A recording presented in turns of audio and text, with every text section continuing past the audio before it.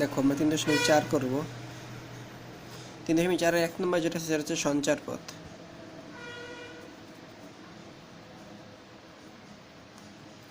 সঞ্চার পথ কি? সঞ্চার পথ হচ্ছে যে কোনো একটা কন্ডিশন বা শর্ত দেয়া থাকবে, একটা কি দেয়া থাকবে, একটা শর্ত। এই শর্ত মোতাবেক যে বিন্দুগুলো হবে, ওই বিন্দুগুলো যে রেখা তৈরি করবে, ওই রেখাটাই হচ্ছে সঞ্চার পথ। সহজ ভাষায় বলতে গেলে চিন্তা করো, এটা হচ্ছে মূলবিন্দু 0, ও হচ্ছে 0 0, তাই না? যদি তোমাকে একটা শর্ত বলে যে এমন বিন্দু, এমন বিন্দু, এমন বিন্দুর সেট, সেট আমরা বুঝি একাধিক জিনিস একসাথে একটা সেট বলে, এমন বিন্দুর সেট যা মূলবিন্দু থেকে মূলবিন্দু থেকে 5 একক দূরত্বে অবস্থিত, 5 একক দূরত্বে অবস্থিত, ঠিক আছে, সরলরেখার ভিতরে। তো এটা হচ্ছে মূলবিন্দু ও 0 0। তো আমাকে একটা শর্ত দেওয়া আছে, একটা কী দেওয়া আছে, একটা শর্ত দেওয়া আছে। সঞ্চার পথে যখনই থাকবে তখন একটা শর্ত বা কন্ডিশন দেয়া থাকবে। তো আমাকে একটা কন্ডিশন দেওয়া আছে, কন্ডিশন আমাকে কি বলতেছে, এই মূলবিন্দু থেকে এমন বিন্দুগুলো সেট লাগবে যেই বিন্দুগুলো কি মূলবিন্দু থেকে 5 একক দূরে। এখন তুমি মূলবিন্দু থেকে 5 একক দূরে, এখান থেকে সরাসরি যাও, এখানে একটা আছে 5 একক দূরে, এটা হচ্ছে 5 0।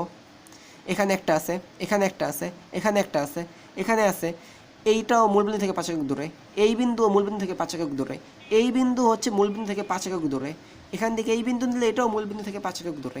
তো এরকম অসংখ্য বিন্দু পাওয়া যাবে কিনা যে এই বিন্দুগুলো মূলবিন্দু থেকে 5 একক দূরে? তো আমি কি এরকম অসংখ্য বিন্দু পাবো? আচ্ছা, আমি অসংখ্য বিন্দু পেলাম। এইবার এই অসংখ্য বিন্দুগুলো একত্রে মিলে যে পথ পথটা তৈরি করবে, যে পথ তৈরি করবে, ওটাই হচ্ছে সঞ্চার পথ। তার মানে মূলবিন্দু থেকে 5 একক দূরে আমি কি পাই, একটা বৃত্ত পাই। তো এই কন্ডিশনের সঞ্চার পথ কোনটা? এই কন্ডিশন ছিল মূলবিন্দু থেকে 5 একক দূরত্ব অবস্থিত বিন্দুর সেট, এটা হচ্ছে কন্ডিশন। আর এই কন্ডিশন পূরণ করে হচ্ছে এই বিন্দুগুলা। তো এই বিন্দুগুলা যেই পথের উপর অবস্থিত, দেখো এই প্রত্যেকটা বিন্দু কি এই বৃত্তের পরিধির উপর অবস্থিত, তাই না? এই বৃত্তের পরিধি, তার মানে এই বৃত্তের ব্যাসার্ধ হচ্ছে 5। তার মানে আমি কি পাচ্ছি, এই বৃত্তের পরিধির ওপর এই কন্ডিশনের সমস্ত বিন্দুগুলো অবস্থিত। তার মানে এই বৃত্তের যে পরিধি অথবা এই বৃত্তের যে পথ, এই যেটা হচ্ছে বৃত্তের এই পথ, এই পথটাই হচ্ছে এই কন্ডিশনের সঞ্চার পথ। এই পথটাই এই কন্ডিশনের সঞ্চার পথ। আরেকটা উদাহরণ দেই, আমাকে বলল যে এমন বিন্দুর সেট, এমন বিন্দুর সেট যা ওয়াই অক্ষ থেকে, এটা বয়ে আছে,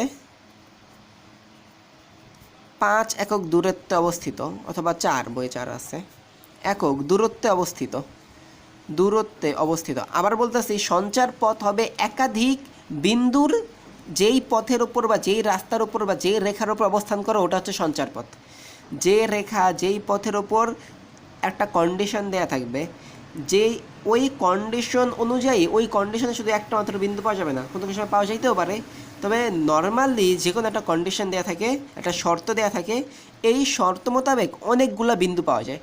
ওই বিন্দুগুলো একটা নির্দিষ্ট পথের উপর অবস্থান করে, ওই পথটাই হচ্ছে ওই কন্ডিশনের জন্য সঞ্চার পথ। বোঝা গেছে?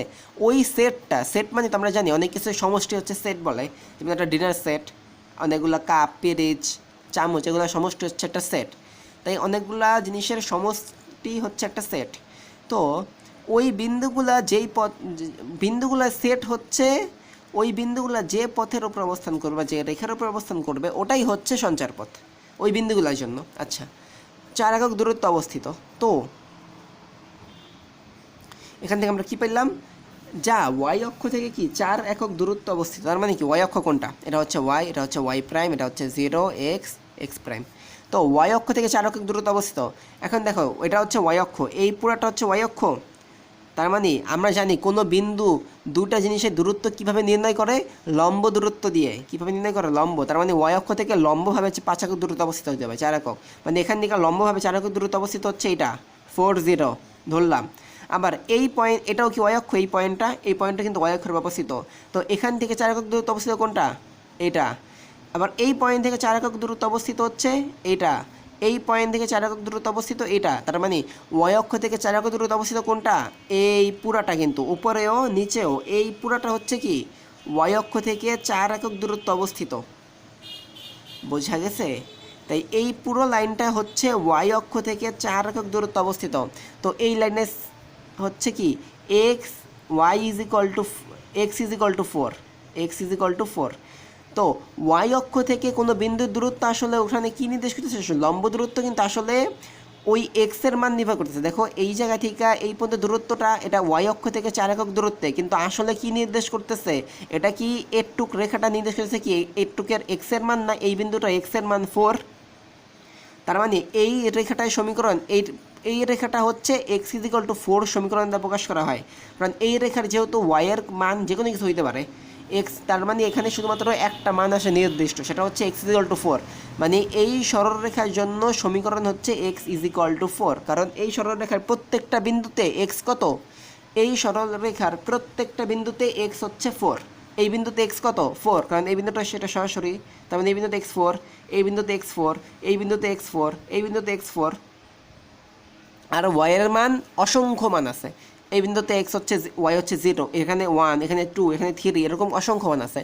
তো এই রেখাটা, এই যে রেখাটা না, এই রেখাটা হচ্ছে এই শর্তের জন্য সঞ্চার পথ। কারণ এই শর্তের জন্য ওয়াই অক্ষ থেকে 4 একক দূরত্ব অবস্থিত, আমরা জানি দুইটা রেখা, তো ওয়াই অক্ষ কি একটা সরল রেখা, আর এই রেখা থেকে তো কোনো সরল রেখা থেকে কোনো বিন্দুর দূরত্ব কিভাবে নির্ণয় করে আমরা বলতেছি একটা সরল রেখা, ওয়াই অক্ষ কি একটা সরল রেখা।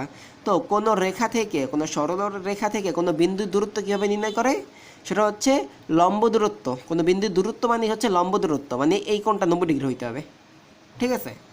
তো ওয়াই অক্ষ থেকে এরকম এই রেখার ওপর আমি অসংখ্য বিন্দু পাই যেগুলোর লম্ব দূরত্ব হচ্ছে 4 একক।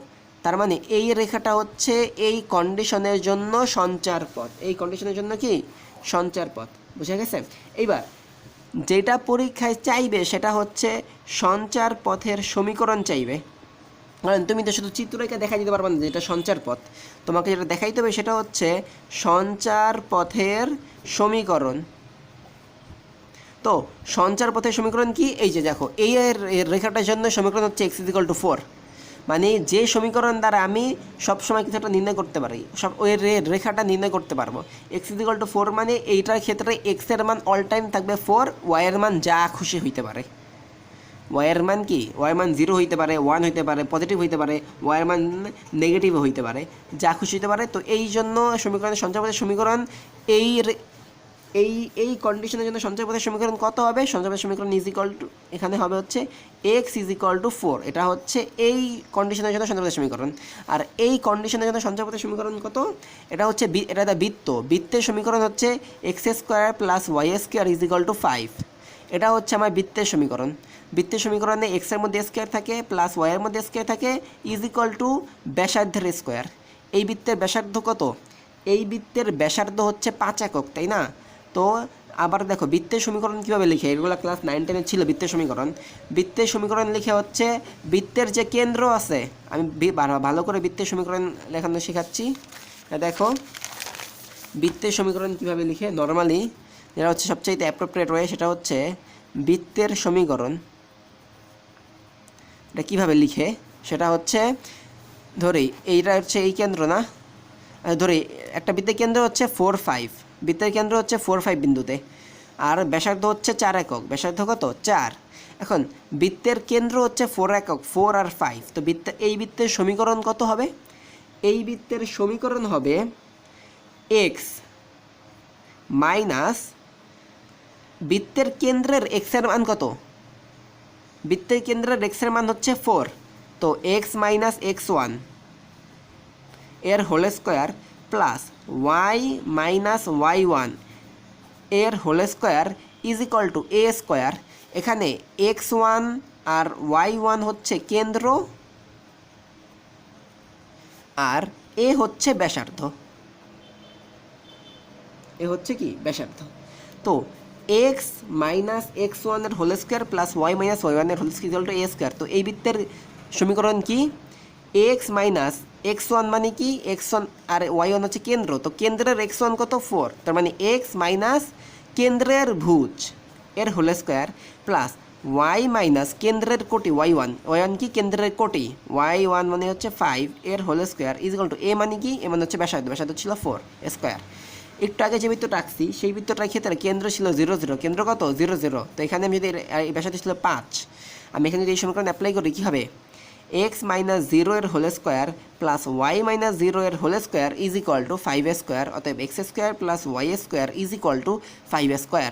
যদি x square plus y square যেইখানেই থাক, যদি এক্স স্কোয়ার ওয়াই স্কোয়ার থাকে, দুটার উপরে স্কোয়ার থাকে, তখনই বুঝবা এটা যে একটা বৃত্তের সমীকরণ। যে কোনো সমীকরণে যদি এক্স স্কোয়ার ওয়াই স্কোয়ার একসাথে থাকে, যে কোনো সমীকরণে, তো ওটা কি এটা বৃত্তের সমীকরণ হয়ে যাবে। তো x square plus y square equal to কি 5 স্কোয়ার। তো যখনই দেখবে x square plus y square আসছে, এর সাথে কি কোনো এক্স ওয়াই কিচ্ছু নাই, যেমন এখান থেকে যদি আমি করি, এটাকে যদি আমি ভাঙাই, আমার কি উৎপন্ন হবে, x square minus 8x plus 16, কিন্তু এখানে কি কোনো এক্স আছে এখানে, তার মানে কি এখানে এক্স স্কোয়ার ওয়াই স্কোয়ারের পরেও একটা এক্স অথবা ওয়াই উৎপন্ন হবে, কিন্তু এখানে কোনো এক্স আর ওয়াই উৎপন্ন হয় নাই। তার মানে এই সমীকরণের জন্য কেন্দ্র অল টাইম 0 0। যদি শুধুমাত্র বৃত্তের সমীকরণে শুধুমাত্র কেন্দ্র x square plus y square থাকে, তার মানে ওটা হচ্ছে কেন্দ্র 0 0 হবে। তো এটা হচ্ছে আমার যে কোনো বৃত্তের সমীকরণ। তো যা পড়তেছিলাম এটা হচ্ছে সঞ্চার পথ।